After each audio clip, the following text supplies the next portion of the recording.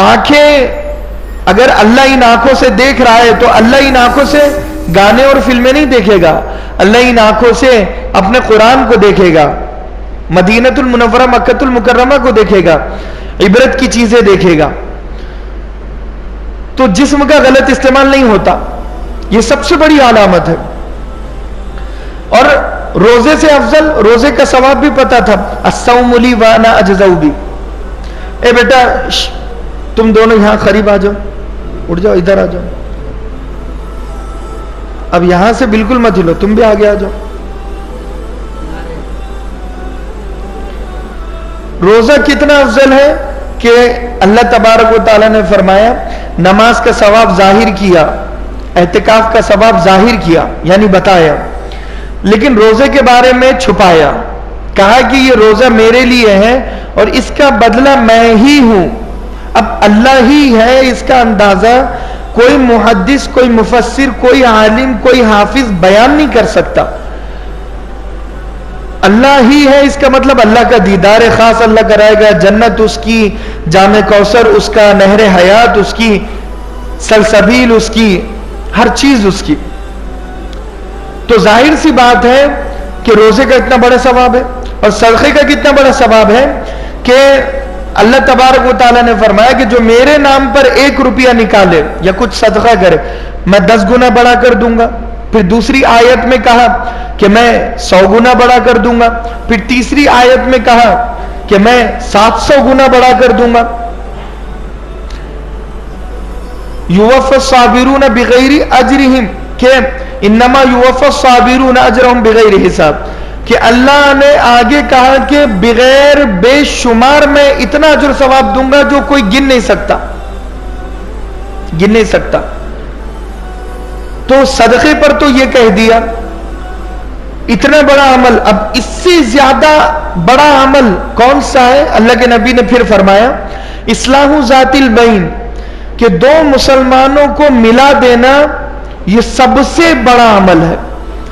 یعنی 2 جھگڑنے والے مسلمانوں کو، 2 مسلمان آپس میں جھگڑ رہے ہیں، نفرت ہے دونوں کے بیچ میں، لیکن اگر کوئی تیسرا مسلمان ان دونوں کو ملا رہا ہے تو یہ نماز سے، صدقے سے اور روزہ رکھنے سے بڑا عمل ہے. کون سی نماز؟ نفل نماز. اس کا مطلب فرض نماز نہیں ہے، نفل نماز، نفل روزہ اور نفل صدقہ، 3 چیزیں. نفل نماز ایسا نہیں ہے کہ فرض نمازیں چھوڑ کر ہم مسلمانوں کو جھگڑے کو نپٹا رہے ہو. اس میں یہ کہا گیا ہے کہ تم نے فرض ادا کر دیا، اب تم نفل نماز پڑھ رہے ہو اور تم دیکھ رہے ہو کہ 2 مسلمان آپس میں لڑ رہے ہیں، تو اب تم نفل نماز چھوڑ کر ان دونوں کو آپس میں ملاؤ. رمضان کے فرض روزے رکھ لیے، فرض روزوں کی جگہ اب تم نفل روزے رکھ رہے ہو، شوال میں، ذی القعدہ میں، ذی الحجہ میں، محرم میں، سفر میں. اب یہ نفل روزے چھوڑ کر بہتر عمل ہے کہ 2 جھگڑنے والوں کو ملا دو. تیسرا عمل کہا کہ رمضان کی زکوٰۃ تم نے نکال دی لیکن صدقہ دے رہے ہو، نفل صدقہ، تو اب اس سے بہتر ہے کہ 2 جھگڑنے والوں کو آپس میں ملا دو. کیوں؟ کیونکہ یہ 2 جو آپس میں جھگڑ رہے ہیں، اب ظاہر سی بات ہے کہ ہم نے نماز پڑھنے کو عبادت سمجھا، روزہ رکھنے کو عبادت سمجھا، صدقہ کرنے کو عبادت سمجھا، لیکن 2 جھگڑنے والوں کو ملانے کو عبادت نہیں سمجھا. ہم کہتے ہیں کہ کیوں دوسروں کے معاملے میں پڑھنا. 2 جھگڑنے والوں، اے بیٹا بات چیت مت کر، ٹوپی پہن لو تم. 2 جھگڑنے والوں کو آپس میں ملانا، اس عمل کو ہم نے عبادت سمجھا ہی نہیں ہے. اور نماز چھوڑنے کو ہم نے گناہ سمجھا، زکوٰۃ نہیں دینے کو گناہ سمجھا، روزہ نہیں رکھنے کو ہم بڑا گناہگار سمجھتے ہیں کہ کتنا بڑا ہو گیا مگر روزہ نہیں رکھتا. لیکن جب کوئی 2 جھگڑنے والوں کو ملاتا نہیں ہے تو ہم اس کو گناہ بھی نہیں سمجھتے. ہم نو کیئر کرتے ہیں کہ ہمیں اگنور کرتے ہیں، اوائڈ کرتے ہیں، نظر انداز کرتے ہیں، ہمیں کوئی لینا دینا نہیں ہے، ہم کسی کے معاملے میں کیوں دخل اندازی کریں، ہم یہ سمجھتے ہیں. چونکہ دو لوگ جب جھگڑیں گے تو پھر کیا ہوگا؟ آگے اللہ کے نبی نے فرمایا وَفَسَادُ ذَاتِ الْبَيْنِ هِيَ الْحَالِقَةُ، جب دو لوگ آپس میں جھگڑیں گے تو ان دو جھگڑنے والوں کی وجہ سے دین کو یہ جھگڑا ایسے ہی ختم کر دے گا جیسے اس طرح بال کو ختم کر دیتا ہے. اس طرح کا کام ہے بالوں کو مونڈ دینا، بالوں کو نکال دینا. نائی ہے، حجام ہے، ہم دیکھتے ہیں وہ اس طرح پھیرتا ہے تو بال ختم ہو جاتے ہیں. تو اللہ کے نبی نے فرمایا کہ جب کوئی جھگڑتا ہے تو دین ختم ہو جاتا ہے، اس محلے سے، اس گھر سے، اس گلی سے، اس شہر سے. اسی لیے جھگڑنے والوں کو ملا دو. یہ دو جھگڑے گے تو جھگڑنے کا مسئلہ یہ ہے کہ پھر وہ دونوں غیبت بھی کریں گے، ایک دوسرے کی چغلی بھی کریں گے، بہتان تراشی بھی کریں گے، ایک دوسرے پر گندے گندے الزام لگائیں گے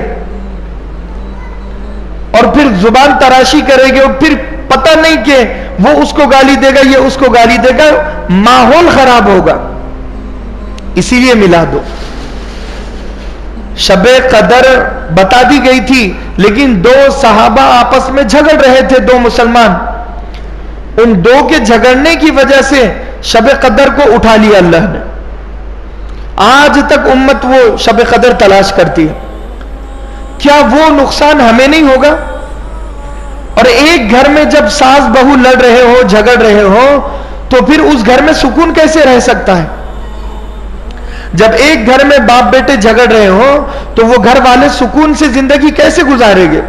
جب ایک گھر میں دیورانی اور جٹھانی لڑ رہی ہوگی تو پھر وہ گھر میں سکون کیسے ہوگا؟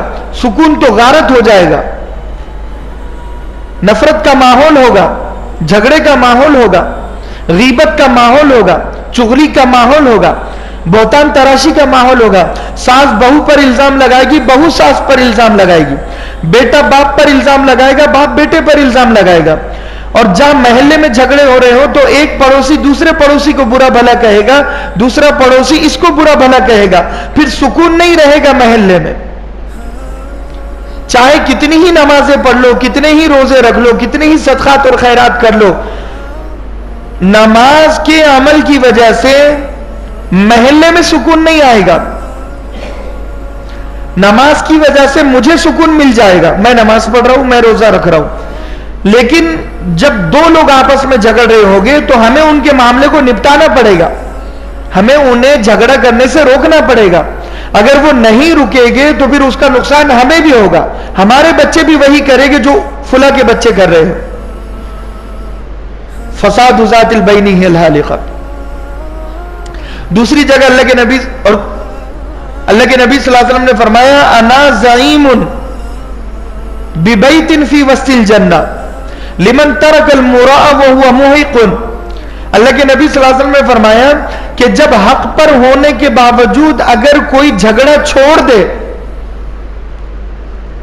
صرف ماحول اچھا بنانے کے لیے، امن و امان برقرار رکھنے کے لیے، چین و سکون محلے کا برقرار رکھنے کے لیے اگر کوئی حق پر ہونے کے باوجود جھگڑا ختم کر دے کہ بھئی ٹھیک ہے جانے دو، میں نے اپنا حق واپس لے لیا، صرف جھگڑا ختم کرنے کے لیے، تو اللہ کے نبی صلی اللہ علیہ وسلم نے فرمایا ایسے آدمی کو چاہیے کہ وہ مجھ سے جنت کے بیچوں بیچ، میں اسے گارنٹی دیتا ہوں کہ میں جنت کے بیچوں بیچ ایک گھر اسے دلاؤں گا، جنت کے بیچوں بیچ ایک گھر اسے ضرور دلاؤں گا.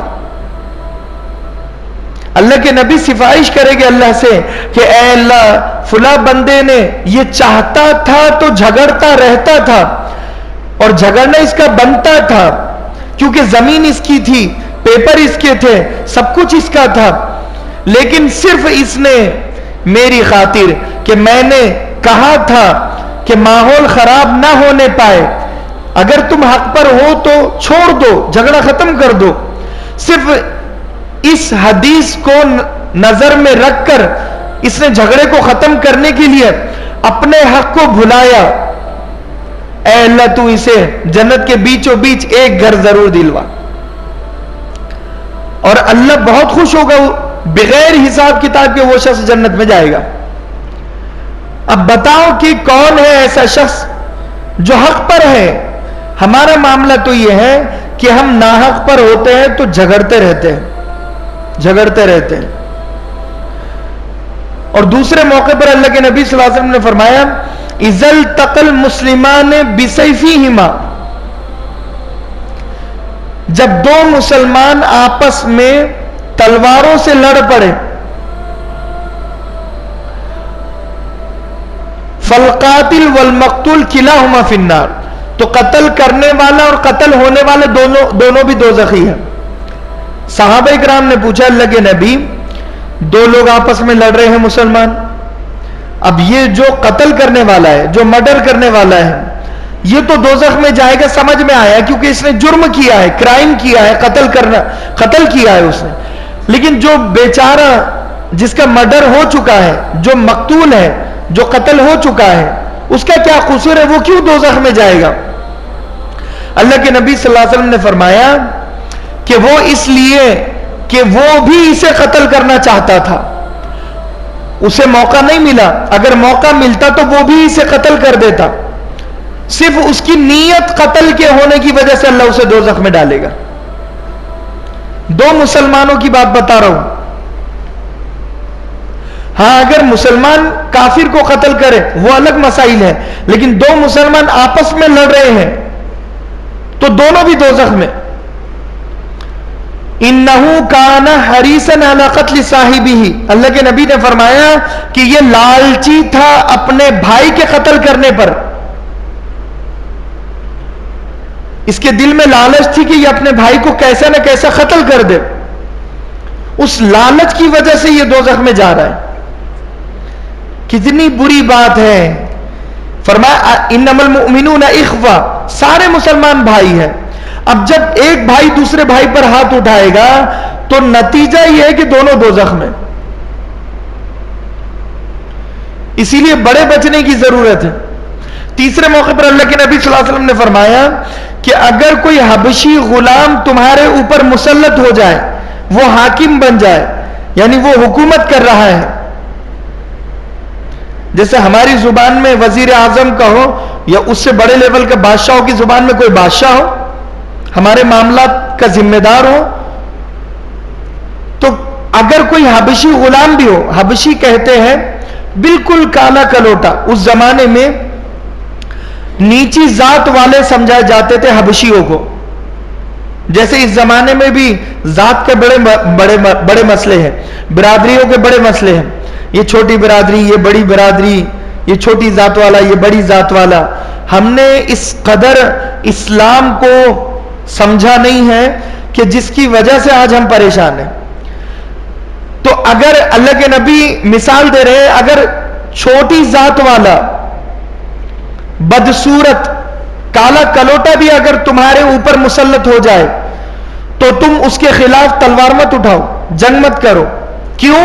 کیونکہ اگر تم اس کے خلاف اٹھو گے تو پھر مسلمانوں کی دو جماعتیں ہو جائے گی، ایک تمہاری سائیڈ لے گی اور ایک تمہاری مخالفت کرے گی. ضروری تو نہیں ہے کہ تم اگر لڑ رہے ہو تو سارے ہی حکومت کے خلاف لڑے. آج بھی ایسے ہو رہا ہے نا، آج کافی سارے لوگ حکومت کے خلاف کھڑے ہو رہے ہیں اور کافی سارے لوگ حکومت کی مان رہے ہیں. تو اللہ کے نبی صلی اللہ علیہ وسلم نے فرمایا کہ تم حکومت کی مان کر چلو، کیونکہ تم اگر آواز اٹھاؤ گے تو پھر مسلمانوں کے دو ٹکڑے ہو جائیں گے، دو جماعتیں ہو جائیں گے، ایک تمہارے خلاف چلے گا، ایک تمہارے ساتھ چلے گا. اس لیے جیسے چل رہا ہے ویسے چلنے دو، اس لیے جیسے چل رہا ہے ویسے چلنے دو. یہی معاملہ ہے کہ آج اگر ہم ان کافروں کو، ان غیر مسلموں کو اگر ہم کوئی پیغام پہنچانا چاہتے ہیں تو وہ پیغام تلوار کے ذریعے سے نہیں پہنچا سکتے، پستول کے ذریعے سے، ہتھیاروں کے ذریعے سے ہم انہیں سمجھا نہیں سکتے. انہیں اگر ہمیں سمجھانا ہے تو محبت سے ہی سمجھانا پڑے گا. اسلام انہیں بتانا پڑے گا. ارے ہم کیا اسلام بتائیں گے، ہمیں خود اسلام پورا پتہ نہیں ہے. ہم خود اسلام کو اگر 100% میں سے اگر جاننا ہو تو لم سم ہم 5% اسلام کو جانتے ہیں. 95% ہم اسلام کو نہیں جانتے. اور جو جانتا ہے, جیسے کوئی عالم ہے, کوئی مفتی ہے, تو ہم ان کے پاس جاتے نہیں ہیں, ان سے ہمارا کوئی لینا دینا نہیں ہے, ان سے ہمارا کوئی تعلق نہیں ہے. کاروبار ہم کرتے ہیں تو بغیر مسئلہ پوچھے کاروبار کرتے ہیں. جب کاروبار میں لاس ہوتا ہے تو پھر مولانا یاد آتے ہیں, پھر ان سے مسئلہ پوچھتے ہیں. جب مولانا پوچھتے ہیں بھئی کاروبار کیا ہے, تو پتہ چلا کاروبار ہی حرام کا ہے. وَمَنْ أَعْرَضَ عَنْ ذِكْرِي فَإِنَّ لَهُ مَعِيشَةً ضَنْكًا. اگر حرام کا کاروبار کرو گے تو اللہ کہہ رہا ہے کہ یہ دلدل ہے, اس دلدل میں سے ہم نکلنے نہیں دیں گے تمہیں. جب اللہ ذمہ داری لے رہا ہے کہ میں اس دلدل سے تمہیں نکلنے نہیں دوں گا, تو کوئی مائی کا لال ایسا نہیں ہے کہ جو دلدل سے تمہیں نکال سکے.